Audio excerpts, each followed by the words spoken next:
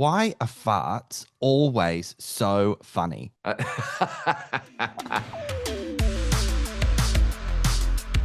We know what happens when you're nervous. Oh, buddy, I'm sorry. What?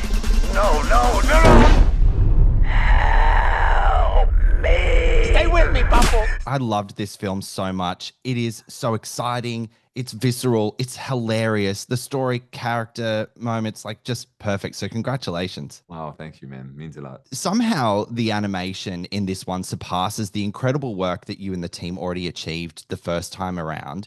It's so visceral, like I mentioned. It's thrilling. It's dynamic, particularly the rocket launch scene. I mean, move over Tom Cruise. That was some of the most exciting cinema that I've seen this year. How do you decide when to dial up more of that 3D, like realistic animation style, and then pair it with the 2D illustration elements in certain moments? Yeah, I think it somewhat comes organically, but I think some moments are called for, let's say animation style, and I'm talking just about motion, and we can talk about the illustrative style afterwards. But in terms of motion and emotion for the characters, because this is also like in terms of movements, and what I ask for my animators is like a very unique style as well, where we can go from very subtle and sincere facial expressions and really like observed acting that lets you land in the emotion, let the character land in the emotion, or very broad gesture, big posing, very illustrative, like almost anime style kind of like moments, Yes. and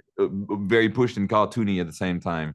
And that range is what excites me the most. The reason, when do you choose one versus the other? I mean, honestly, the rules would, if there is a rule, it would be like when you have an intimate moment, try to land that beat. That's what you're looking for, like that. You're looking for this emotion for your characters. And when it's action and when it's or a joke, then you can go a little bit broader. So that's kind of like how I decided a little bit. That's when we launch our animators. When in terms of the look of things, to your point, I mean, like the look of Bad is quite calibrated. I mean, it is a kind of a like illustrative, style where you have those, you feel the brushstroke, you feel the line work, you feel the 2D effects and the 2D influences of that. But on top of that, it's shot with actual cameras, and it has real camera motion. It has real lenses, effects that are like kind of a bleed or a lens flare or a bokeh that is very much pertaining to live action. And so we kind of combine both and gives that very interesting look, right? So when do you move towards one more than the other? I think it's kind of similar, right? When you want the scene to be anchored into realism, I think you push a little bit more the live action feel and try to blend things really well. Yeah. And I think for that rocket launch in particular, not that it is realistic, the action on that rocket is unrealistic, but the reason why you believe in it and why it's so thrilling and takes you in is because the rocket itself, the launch itself, the weight of that machine is shot in a very kind of realistic way. We use very realistic reference from NASA and whatnot to give you the effect that this is a massive rocket and it's taking in space and it's just going so fast. So for that, we use like actual jibs and cranes and all of that stuff like that are pertaining to live action. And then you layer in a little bit of 2D on top. So it's a very interesting like cuisine that we're doing in there, but it pays off and it's so fun to watch. I like that, a visual cuisine. I was certainly clutching my pearls, I tell you. Now, you describe the film as sophisticated stupid, which I absolutely love. Can you give me some examples of elements or sequences in the film that really nail that tone? Let's say, I mean, and I have hundreds of examples like this, of course, throughout the film, but take the scene where we reveal Kitty, the character of Kitty. That scene is the reference that I used to inspire our teams.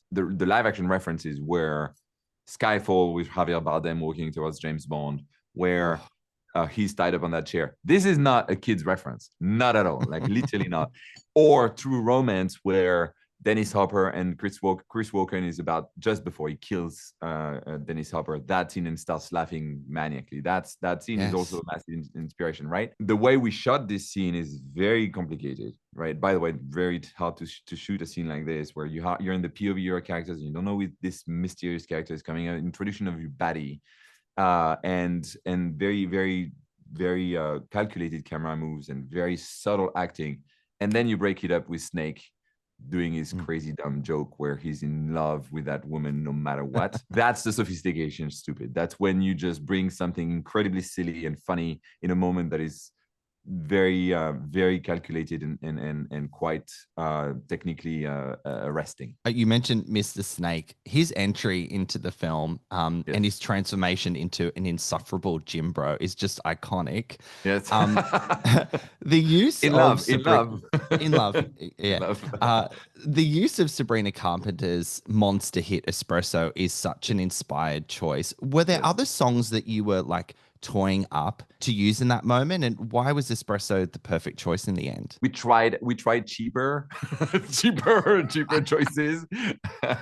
I think Espresso was from the beginning it's such a massive hit, and my partner and I have 3 little daughters, and they're obsessed with this song, so it kind of like was the obvious choice a little bit. But I think the cool thing is like we're not playing it obvious, it's in like little headphones, but you pick it and the kids get it immediately, and it's such a contrast with who Mr. Snake is that it just immediately hilarious. I'm so happy you pick on this. We tried other versions of songs less famous, and the joke never worked as well as when we have such a famous iconic pop song.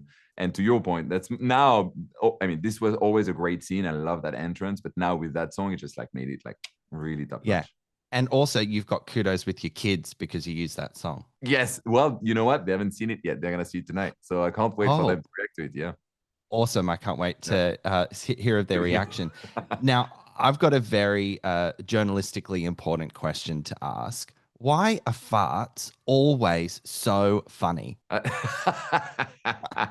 Well, it is, in my opinion, it's always so funny when it's justified and it is coming from character. And I think it's always very funny also in situations where they are the most embarrassing. I think in the first movie that we have a fart where Marmalade is talking on stage and Pierre farts in the vents. And there is that moment where is that fart coming on? And even Marmalade, you can tell in his face, like, are people going to think it's me? That's a personal nightmare. And I think for everyone, you can relate to that nightmare. So that way it's so funny. I think for this one in space, it's so like based in character, and the situation is so dumb and so like it's such a confined space in which like somebody farting, exactly the consequences of that fart, that I think people just can't stop laughing at this. Look, it's one of the biggest gag in the book series, that fart in space, and I think we use it. We wanted to do it for that reason, because it's such a relatable situation where you could be like stuck in a helmet with somebody farting in there. Fun fact: please, astronauts in space suits, because of how the difference in pressure that they experience when they do a spacewalk, right? Yeah, they tend to fart a lot in their own spacesuit. And they kind of like, it's a little tough to withstand that smell for a while, It's your own farts, but still. Self-inflicted pain. We've all been there. Self-inflicted pain, yep. Pierre, thank you so much for your time. I've just got one more question to wrap up. We're all about celebrating the joy of cinema here at Popcorn Podcast. I was hoping you could recount an experience at the cinema or a moment in a film that has brought you joy. Oh my God, like, as early as watching Formula One the other day on the big screen, great movie. Realizing that my heart was like beating 120 beat per minute because I was so into it. It was amazing. That's what cinema gives you, and that's honestly, there's not a lot other places where you can have those kind of emotions. Absolutely. I mean, theaters is the best experience to experience a film. Absolutely, I couldn't agree more. Congratulations on The Bad Guys 2. I can't wait for more audiences to see it. They're gonna love it. Well done. Thanks, man. Thank you so much.